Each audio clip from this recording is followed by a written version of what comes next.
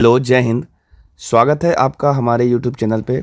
देखिए, आज बच्चों ने एक टाइम एंड वर्क से एक छोटा सा क्वेश्चन पूछा है और काफ़ी इजी सवाल है। पर ये सवाल अगर उनसे नहीं बन रहा है तो इसके पीछे बस रीज़न इतना है कि उन्हें ये सवाल समझ में नहीं आया होगा कि सवाल एक्चुअल में क्या कह रहा है और इसको कैसे डील करना है। आइए हम इस सवाल को डिटेल से समझाने की कोशिश करते हैं कि सवाल में क्या कह रहा है और इसको कैसे प्रोसीड करना है।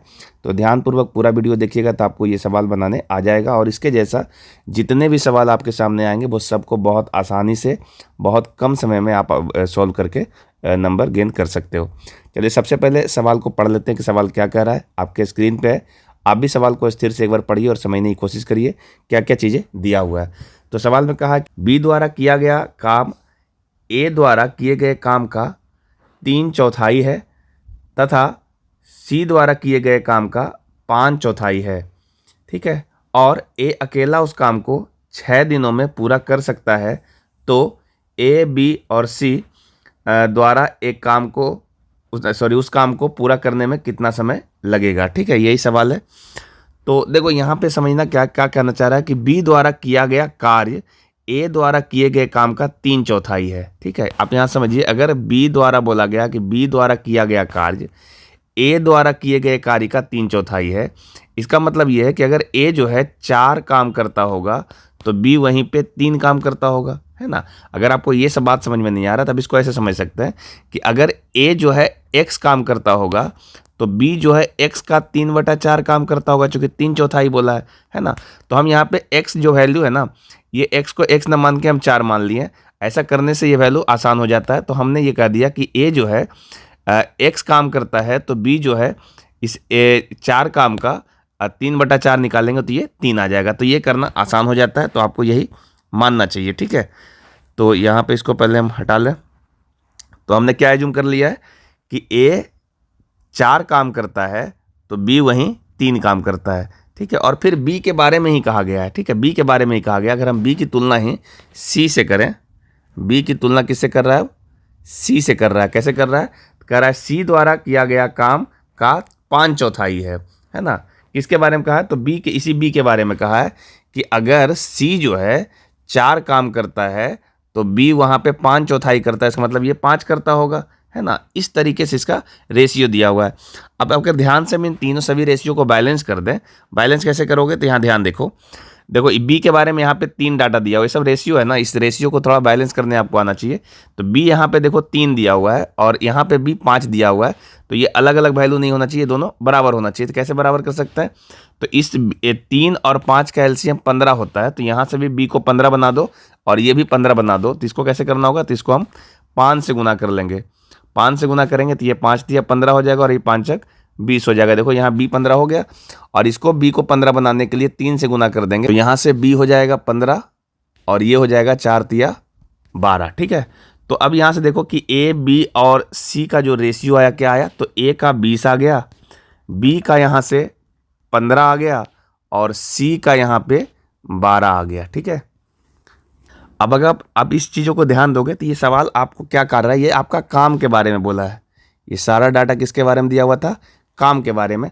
एक बार सवाल को पुनः पढ़िए ताकि आपको चीज़ें एकदम बहुत क्लियर हो जाए। कह रहा है बी द्वारा किया गया काम ए द्वारा किए गए काम का 3/4 है तथा सी द्वारा किए गए काम का 5/4 है। तो आप इसको ये मान सकते हो कि ये जो कहना चाह रहा है ना कि बी द्वारा किया गया 1 दिन का काम ए द्वारा किए गए 1 दिन के काम का 3/4 है तथा सी द्वारा किए गए 1 दिन के काम का 5/4 है। तो हम ये ऐसा जो मान लिए कि जो काम दिया है ना वो 1 दिन का काम दिया हुआ, ऐसा मान लिए।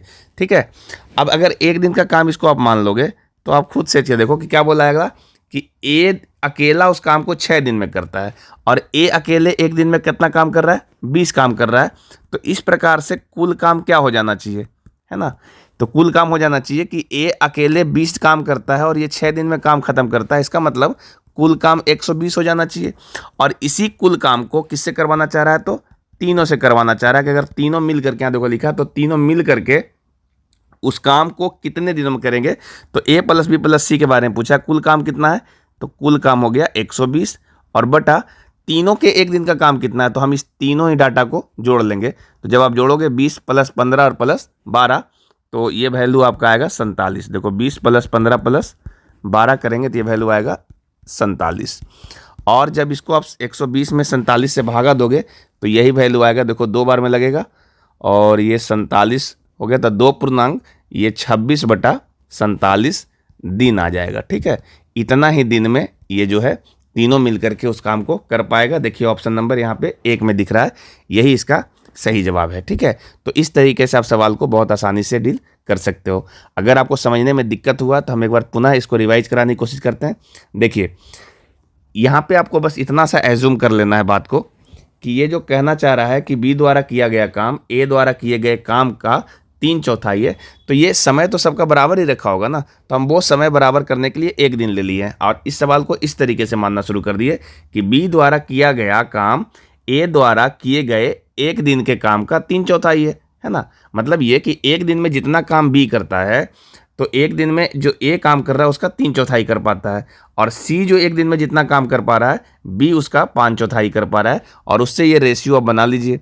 तो यहाँ से ये क्या पता चल गया कि 1 दिन में ए जो है 20 कुर्सी बनाता है, बी जो है 1 दिन में 15 कुर्सी बनाता है, और सी जो है 1 दिन में 12 कुर्सी बनाता है। ठीक है, अगर आपको काम दिक्कत हो रहा है समझने में तो आप कह दीजिए कुर्सी बनाता है, तो ये सोचना आसान हो जाएगा। तो और सिर्फ सवाल में क्या बोल दिया ना कि ए अकेले उस काम को 6 दिनों में कर देता है। इसका मतलब ए जो है 1 दिन में अगर 20 कुर्सी बना दे तो 6 दिन में 120 कुर्सी बना देगा और काम खत्म हो गया। इसका मतलब कुल काम कितना हो गया, तो कुल काम 120 हो गया। और इसी 120 कुर्सी को अगर तीनों मिल करके बनाएगा, यानी कि तीनों मिल के 1 दिन में 47 बना देता है, तो 120/47 आ जाएगा, जिसका वैल्यू आ रहा है 2.26/47, यानी इतना समय इसको लग जाएगा। तो ये था छोटा सा सवाल था जिसका हमने आज सॉल्यूशन कर दिया है। अगर आपका भी प्रैक्टिस के दरमियान कोई भी सवाल है जो आपसे सॉल्व नहीं होता है तो स्क्रीन पे दिए हुए व्हाट्सएप नंबर पे आप क्वेश्चन को भेज सकते हैं।